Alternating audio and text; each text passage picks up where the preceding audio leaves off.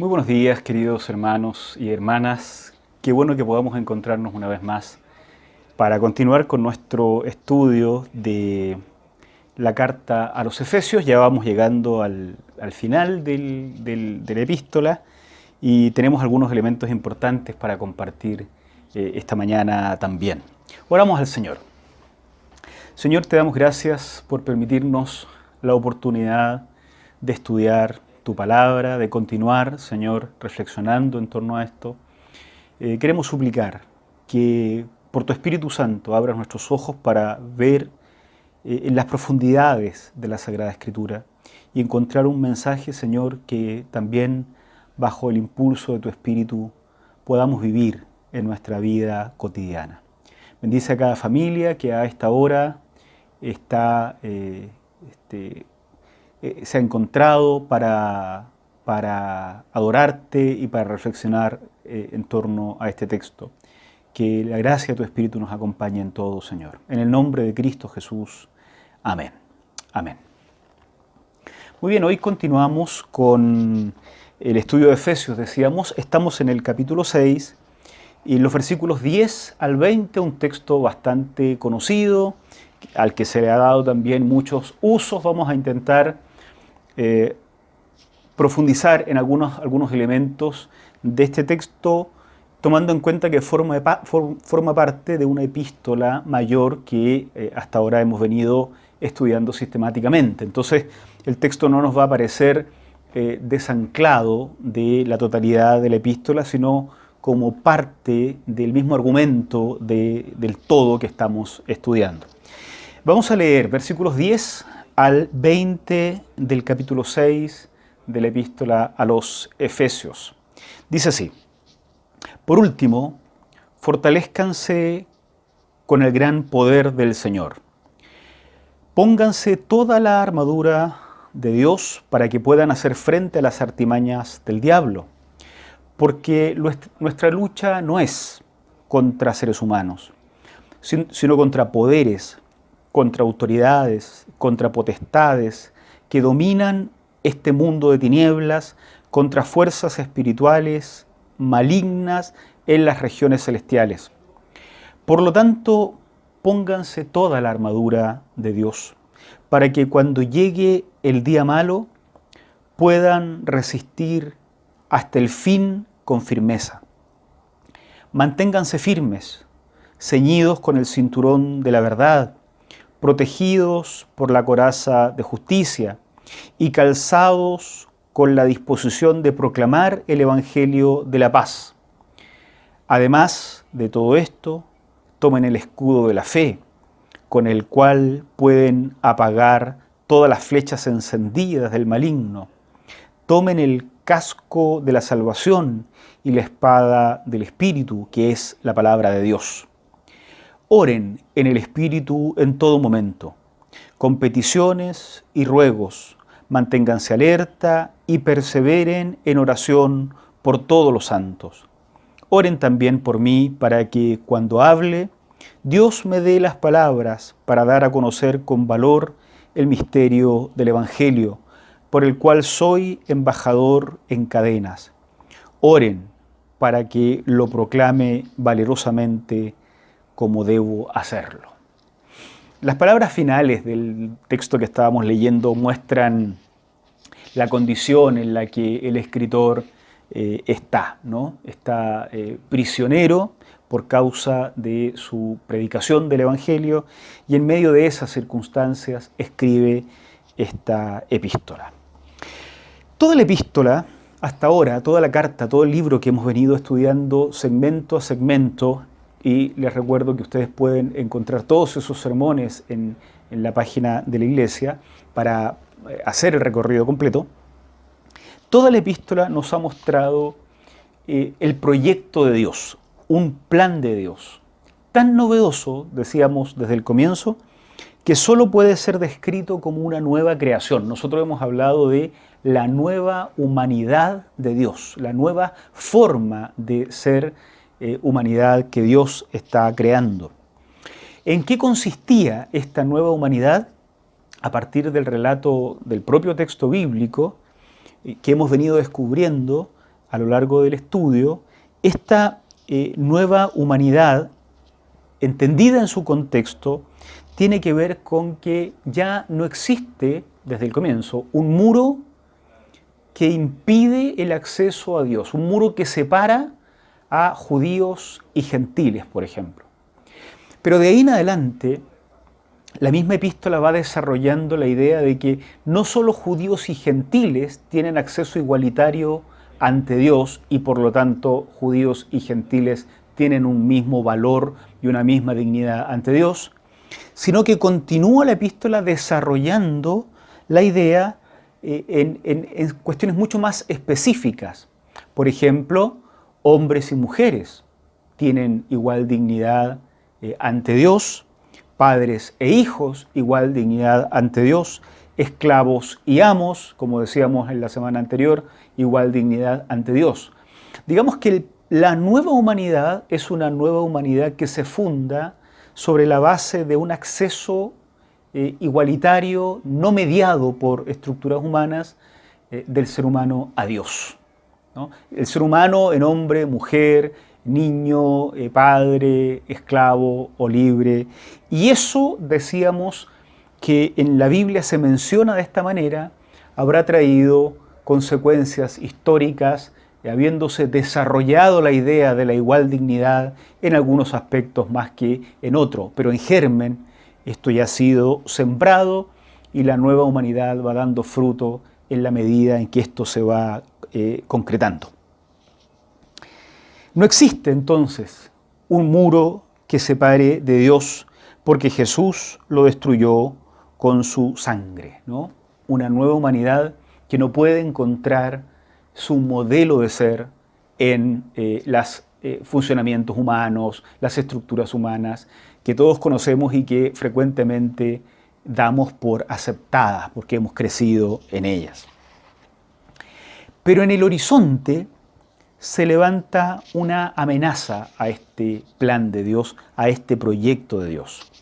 Los versículos que leímos recién, que vamos a analizar ahora, constituyen un llamado a perder la inocencia.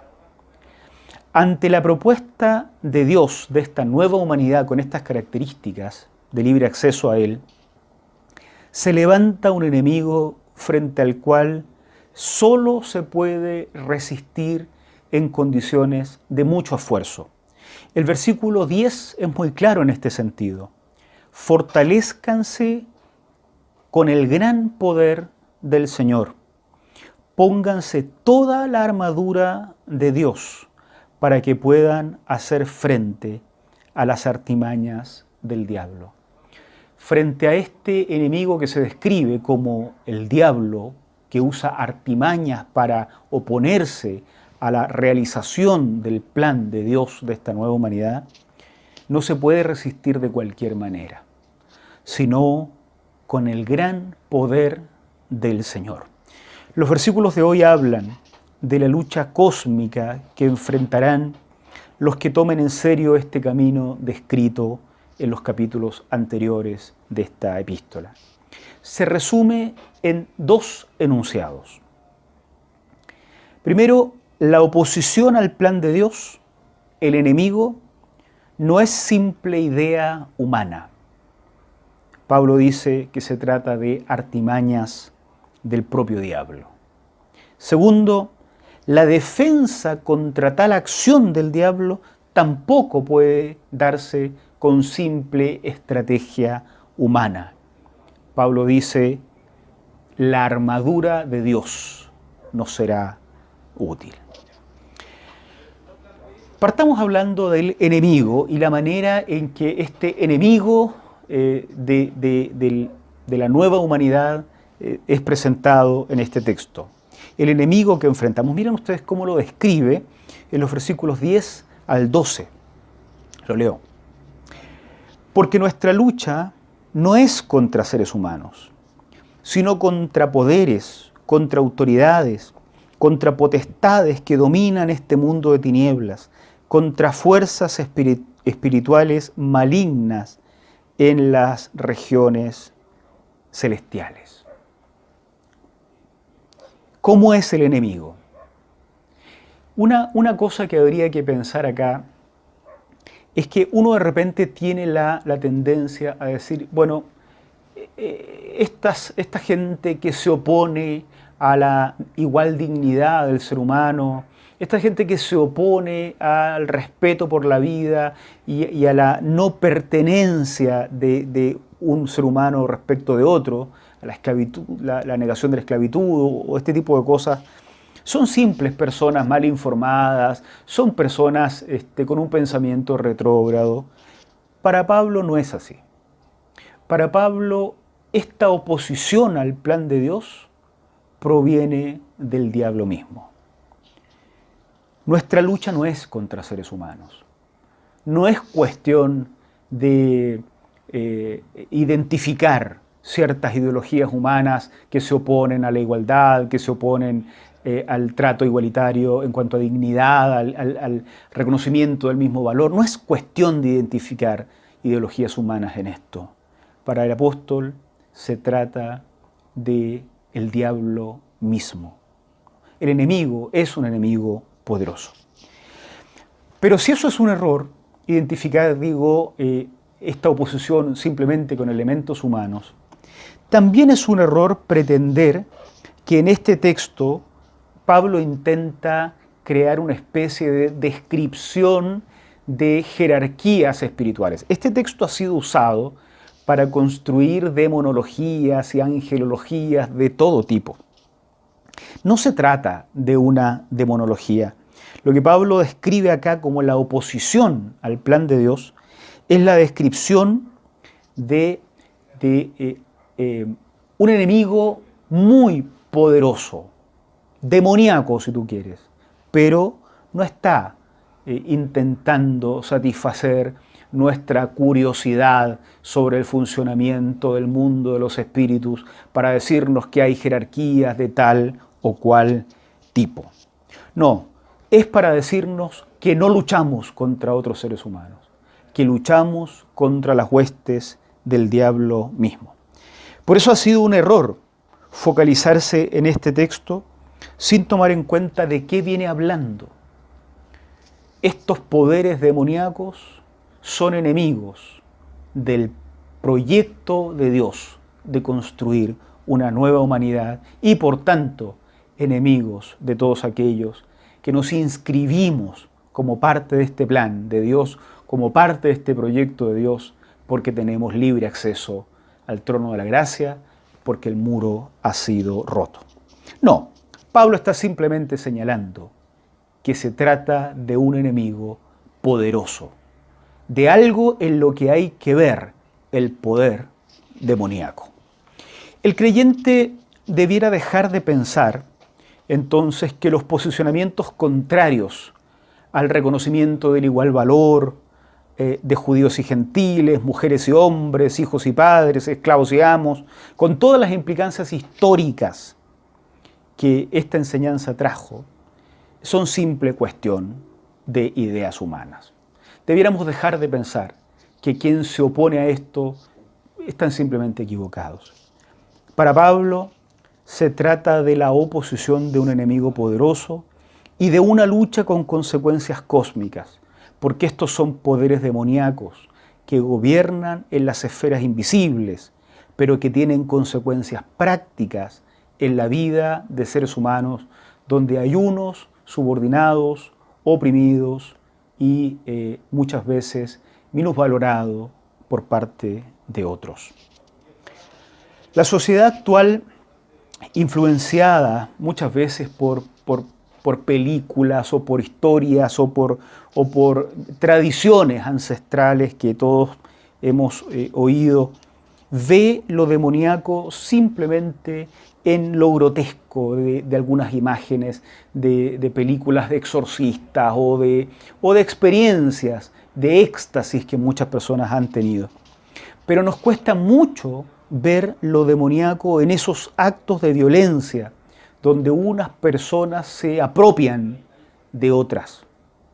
Eso contrario al plan de Dios es aquello en lo que el escritor de la epístola ve una acción demoníaca, donde los poderes del diablo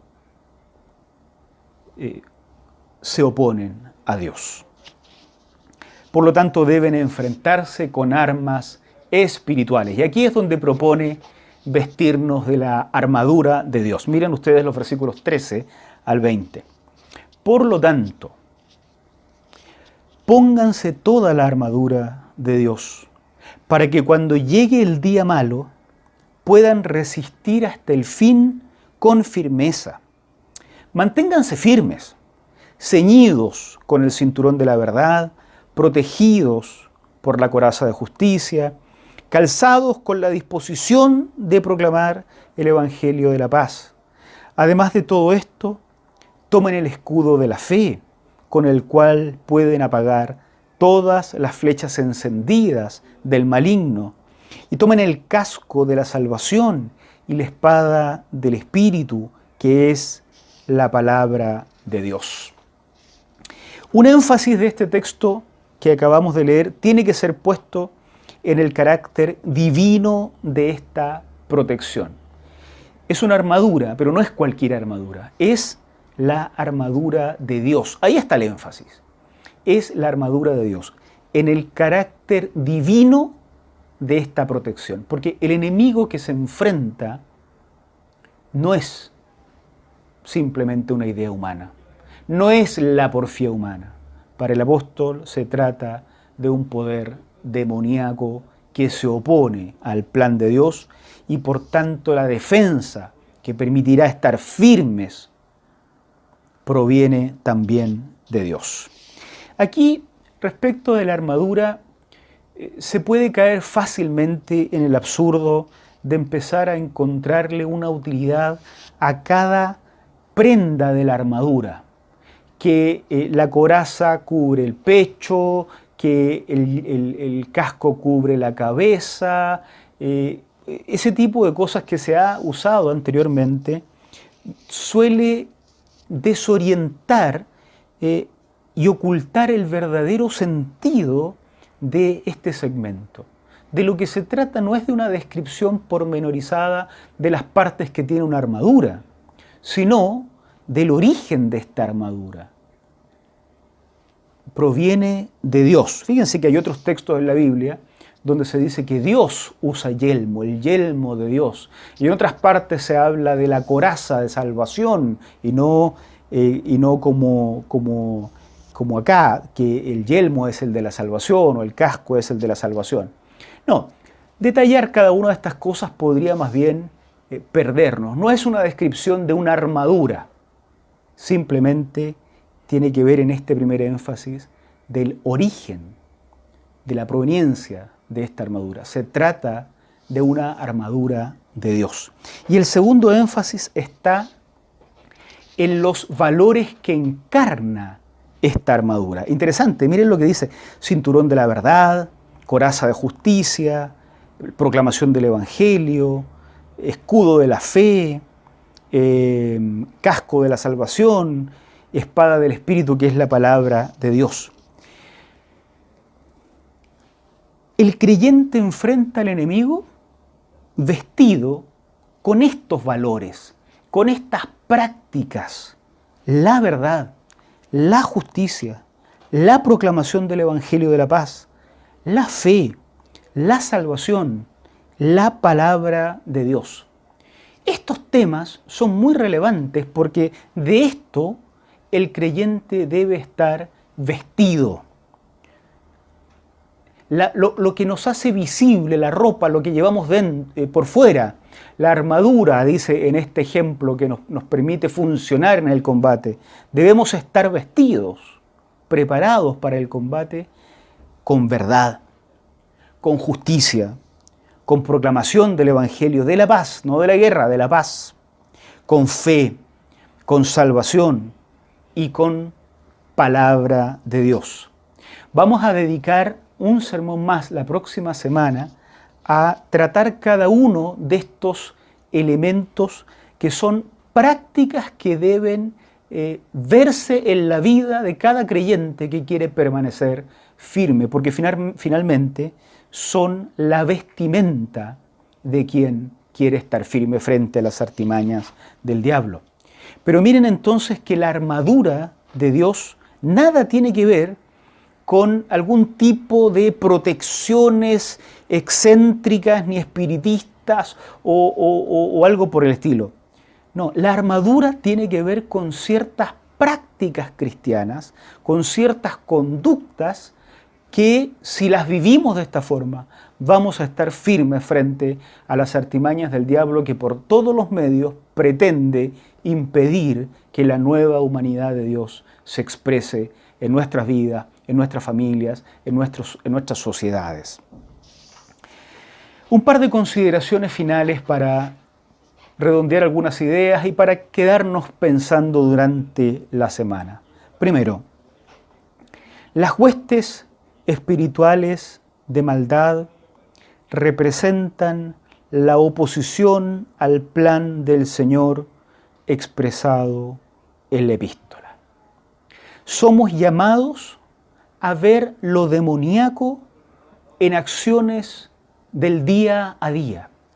Somos llamados a no dejarnos embaucar por toda esta ficción de lo espiritista y de lo demoníaco que nos distraen de ver lo realmente satánico en aquellas cuestiones que se oponen a la nueva humanidad de Dios, donde judíos y gentiles, donde mujeres y hombres, donde niños y padres, donde esclavos y libres, valen lo mismo y por tanto tienen la misma dignidad y por tanto debieran desarrollarse conductas igualitarias en el futuro y en la historia, y donde todas estas cuestiones tienen expresión real. Donde esto tiene oposición, hay que ver lo demoníaco. En segundo lugar, la armadura de Dios es un conjunto de prácticas. La verdad, la justicia, la proclamación del Evangelio, la fe, la salvación, la palabra de Dios. No es un juego didáctico para disfrazarse y jugar o algo por el estilo.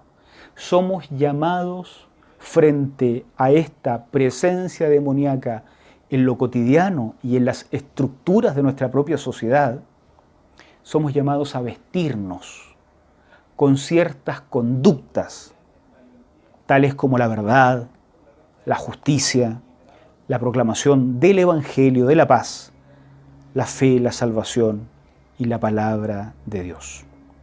Todo esto debe hacerse, queridos hermanos y hermanas, en profunda humildad y no a la manera de estos excéntricos que a veces nosotros mismos somos un poco así, que desafían los poderes demoníacos y constituyen verdaderas cacerías de seres espirituales, desdibujando el verdadero sentido concreto de estos textos bíblicos. Permanezcamos firmes. Cuando llegue el momento de poner en juego si vamos a vivir de acuerdo a la nueva humanidad o vamos a vivir de acuerdo a los valores de este mundo, cuando el ataque venga con artimañas del diablo, permanezcamos firmes, vestidos de estas prácticas que, aunque suenen fácil de decir, son muy difíciles de practicar, como ya iremos viendo la próxima semana. Pero esta es la manera, vestirnos de estas prácticas cotidianas para estar firmes cuando seamos atacados por el enemigo. Oramos al Señor. Señor, gracias por permitirnos la posibilidad de reflexionar una mañana más en comunión, Señor, sobre esta preciosa epístola. Claramente, Señor, nuestras sociedades no funcionan al estilo de la nueva humanidad. No hay justicia, no hay verdad, no hay paz, No hay un reconocimiento frecuentemente del valor igualitario de las personas, de hombres y mujeres, de niños y adultos. Seguimos viendo, Señor, el sufrimiento de la injusticia día a día. Nos hemos sentido desafiados a proclamar, Señor, la nueva humanidad que tú enseñas, que tú impulsas. Y hoy, Señor, somos confrontados con que esta praxis también tiene un enemigo poderoso. Señor, queremos vestirnos con la armadura. Entonces ayúdanos a practicar estas conductas que conforman la armadura, Señor, para vivir con la firmeza que tú esperas cuando el ataque se haga más fuerte. Bendícenos, Señor, en la vida que tenemos como iglesia, en nuestras familias, para la construcción, al menos en nuestra propia familia, de la nueva sociedad que nos enseñas. Pero ayúdanos también a todos quienes de una u otra forma tenemos la oportunidad de hablar en diferentes lugares, en nuestros hogares, o en los trabajos, o en la universidad, o en la ciencia, o por foros, o lo que fuera, a ser proclamadores de estos valores que conforman la armadura y que conforman la nueva humanidad. Gracias por este tiempo de reflexión, Señor, en el nombre de Cristo Jesús. Amén.